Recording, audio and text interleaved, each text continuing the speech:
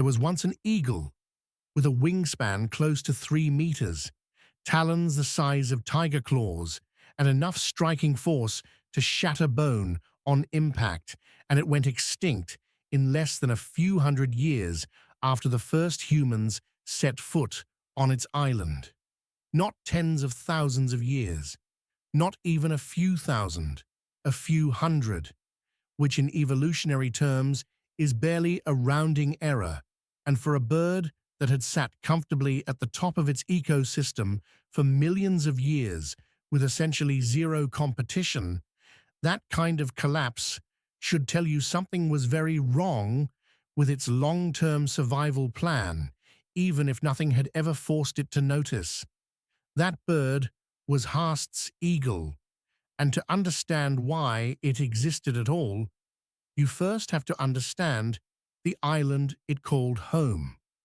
New Zealand, unlike pretty much anywhere else on Earth, split off from the ancient supercontinent Gondwana before mammals had really gotten a foothold there, which meant that for tens of millions of years, this landmass developed almost entirely without large land mammals, no wolves, no big cats, no bears, nothing filling the traditional apex predator role that mammals usually claim everywhere else. And nature, as it tends to do, filled that vacancy with something else. Birds, big ones. New Zealand became a place where birds evolved to fill every ecological niche mammals usually dominate, including eventually the one at the very top. Enter the moa, or rather, the moas, plural. Because this wasn't just one giant flightless bird wandering around, it was an entire family of 9 known species, ranging dramatically in size depending on habitat and niche.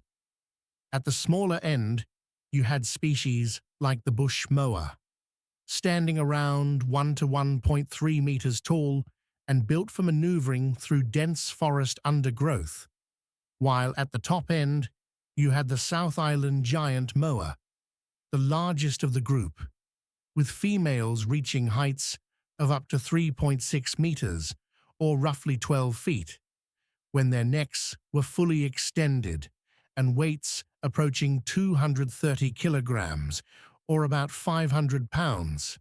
So this wasn't one ecological role. It was an entire spread of herbivore niches, from small forest browsers to towering canopy-reaching giants, and without any mammalian predators to keep any of them in check, every one of these species had the evolutionary freedom to just keep getting bigger, taller, heavier, completely unbothered, because for millions of years there was genuinely nothing on the ground capable of taking one down. Which brings us to the actual problem this created, because when your prey base is that large, that varied, and that well-defended, something eventually has to evolve to exploit it, and evolution doesn't really care how implausible the solution ends up looking. That solution was Haast's eagle, and its numbers are still kind of hard to process even now. Wingspan estimates range from about 2.6 up to 3 meters, or roughly 8.5 to 10 feet. And here's the part that trips people up. That's actually smaller than some of today's largest wandering albatrosses. The wingspan wasn't the terrifying part. The weight was. Females, the larger sex in this species, are estimated to have weighed up to 15 kilograms, or roughly 33 pounds, making Haast's eagle one of the heaviest eagles to have ever existed, built less like a soaring glider and more like a heavily muscled aerial linebacker that just happened to also be able to fly. For comparison, that's roughly 3 to 4 times heavier than the largest living eagles today, packed onto a wingspan that isn't dramatically bigger, which tells you this bird wasn't built for effortless distance flight. It was built for short, explosive, devastating attack runs. And the numbers behind that attack are honestly the most unsettling part of this entire story. Based on skeletal analysis, researchers estimate Haast's eagle could reach diving speeds of up to 80 kilometers per hour, or about 50 miles per hour, striking prey with a force comparable to a cinder block dropped from several stories up, using talons proportioned similarly to a tiger's claws to punch directly through skin, muscle, and in some documented fossil cases, straight through pelvic bone. So this wasn't a bird that wore its prey down through a long chase, similar in spirit to how the fastest ambush predators on land tend to operate. It was a bird that ended things almost instantly, using raw kinetic force as the actual weapon, with the talons functioning less like grasping tools and more like a pair of thrown spears attached to several kilograms of incoming muscle. Fossilized moa pelvises, bearing puncture wounds, matching the spacing and shape of Haast's eagle talons, have given researchers a fairly clear picture of how these attacks likely unfolded, with the eagle diving from a perch or a soaring position, striking the moa's pelvis or lower back region with one set of talons while using the other foot to grip the skull or neck, both to stabilize the strike and, in many cases, to deliver a follow-up blow capable of crushing bone on its own. Death, based on the injury patterns found, was often rapid, likely from shock and blood loss within moments of the initial strike rather than a prolonged struggle, which for an animal that size is honestly a strange kind of mercy, though obviously not one the moa would have appreciated in the moment. It's worth pausing here to appreciate just how recently we've actually known any of this, because for a long time, Haast's eagle wasn't even taken seriously as a real predator.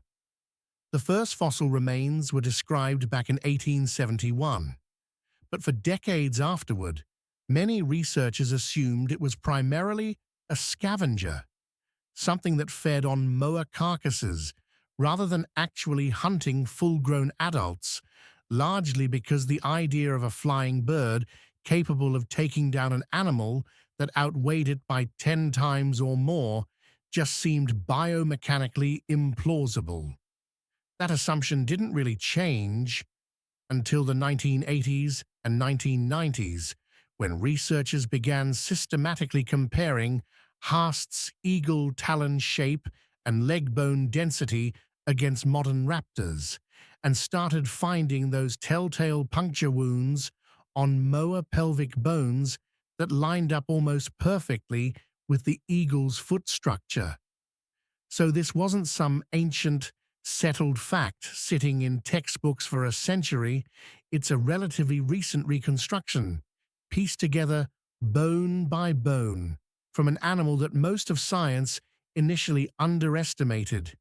And interestingly, the scientific record isn't actually the only place this eagle shows up, because Maori oral tradition includes stories of a massive predatory bird known as the puakai, described as large enough to snatch and kill humans, particularly children, which for a long time was treated by outside researchers as pure folklore, a mythologized exaggeration with no real biological basis.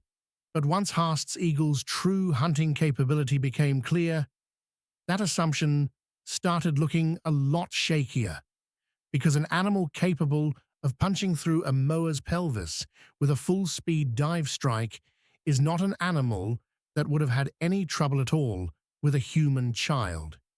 And the timeline actually lines up, since Haast's eagle and the earliest Maori settlers of New Zealand almost certainly coexisted for at least a few generations before the eagle's extinction. So what was long dismissed as myth may well have been a fairly literal, if understandably terrifying, description of a real and recently extinct predator. So for millions of years, This was a fully stable, self-contained ecosystem. Giant flightless herbivores growing to absurd sizes because nothing on the ground could touch them, and one apex aerial predator perfectly evolved to exploit exactly that vulnerability from above, with neither side needing to worry about anything else, because there was nothing else. And then, roughly 700 to 800 years ago, humans arrived, specifically the ancestors of the Maori, and the entire multi-million-year equilibrium collapsed with almost unbelievable speed. Here's the actual mechanism, and it's less dramatic and more mundane than you'd expect for something this catastrophic. Humans didn't hunt Haast's eagle to extinction directly, at least not primarily. They hunted the moa, aggressively, efficiently, and without the millions of years of evolutionary buildup that might have let moa populations adapt some kind of defense against a fast, coordinated tool-using predator they genuinely never encountered before. Within just a few centuries, moa populations across all 9 species collapsed toward extinction, and Haast's eagle, having spent its entire evolutionary history as a hyper-specialized moa hunting machine with essentially no alternative prey option built into its behavior or anatomy, simply had nothing left to eat. No moa meant no food source large enough to sustain a bird that size, and no backup plan meant no path to adaptation. The apex predator with talons that could punch through bone, that had ruled its ecosystem completely unchallenged for millions of years, didn't lose a fight. It just ran out of prey. And that's really the uncomfortable core of this whole story, that being perfectly adapted to your environment is only an advantage for as long as that environment stays roughly the same, and the moment something changes it fast enough, the same specialization that made you unbeatable becomes the exact thing that guarantees you can't adapt in time. Haast's eagle never had to evolve a plan B, because for millions of years it never needed one, and by the time it did need one, extinction had already caught up to the moa it depended on entirely. So the next time you hear about an apex predator with no natural enemies, it's worth remembering that no natural enemies and safe aren't actually the same thing, and that sometimes the most dominant species in an ecosystem is also, quietly, the most fragile one in it. New Zealand's skies used to belong to something that could punch through bone from a full-speed dive, something so effective that the people who eventually met it turned the memory into a warning passed down for generations. Now they belong to nothing, even close. Thanks for watching, and until next time.